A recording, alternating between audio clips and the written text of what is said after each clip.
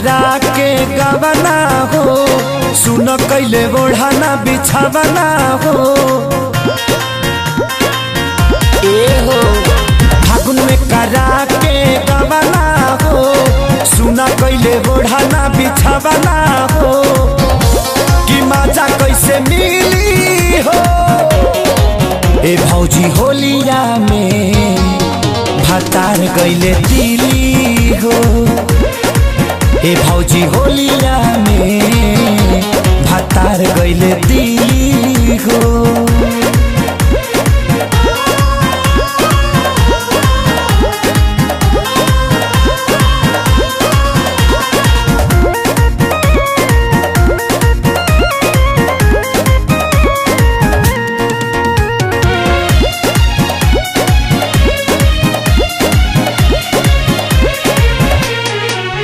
भौजी तोहरा संगे बाड़े तोहार राजा, तू तले बाड़ू फगुआ के मजा।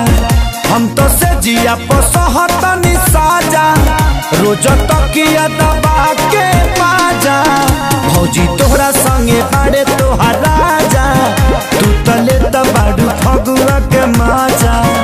अरे रहत रजाई रोज पाला हो, पिया के दर्द न बुझाला हो। उड़ावे सब खिली हो ए भौजी होलिया में, भतार गइले दिली हो। ए भौजी होलिया में, भतार गइले दिली हो।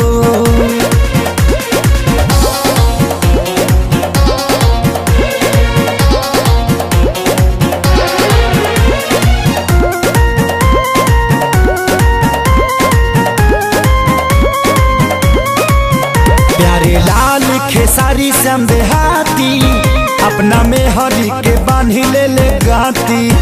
सोनू आशीष उनकर साथी, रोज करे ले में हर से चुमा चाटी।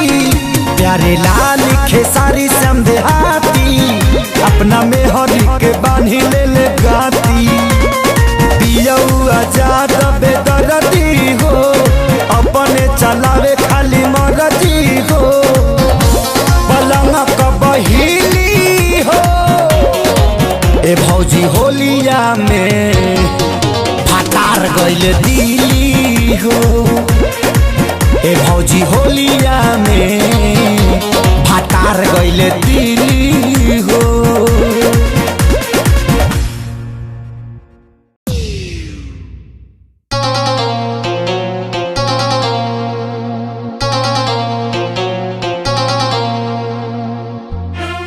Click on the bell icon to get regular updates from Venus. For more entertainment, log on and subscribe to www.youtube.com/VenusBhojpuri.